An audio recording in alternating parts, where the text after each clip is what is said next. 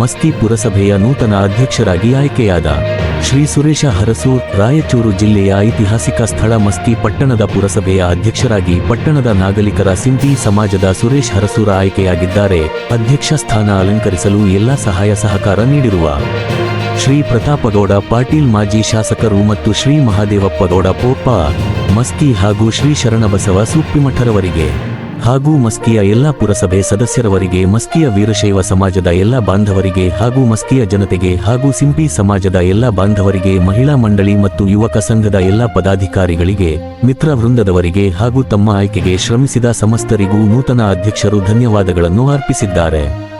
ನೂತನ ಅಧ್ಯಕ್ಷರನ್ನು ಮಸ್ಕಿ ನಾಗರಿಕ ಸಿಂಪಿ ಸಮಾಜದವರು ಹಿರಿಯ ವಕೀಲರು ಸಹೋದರರಾದ ಚನ್ನಪ್ಪ ಹರಸೂರ, ಯರ್ರಿಸ್ವಾಮಿ ಅಂಗಡಿ, ವಿಶ್ವನಾಥ್ ಹಿಡಪನೂರ, ಕಂದಗಲ್ಲ ಗ್ರಾಮದ ಸಂಯುಕ್ತ ಕರ್ನಾಟಕ ದಿನಪತ್ರಿಕೆ ವರದಿಗಾರರಾದ ವೀರೇಶ್ ಶಿಂಪಿ ಸೇರಿದಂತೆ ಅನೇಕ ಮುಖಂಡರು ಅಭಿನಂದಿಸಿದ್ದಾರೆ. ವರದಿ ವೀರೇಶ್ ಚ ಶಿಂಪಿ, ರೂರಲ್ ನ್ಯೂಸ್, ಕಂದಗಲ್ಲ.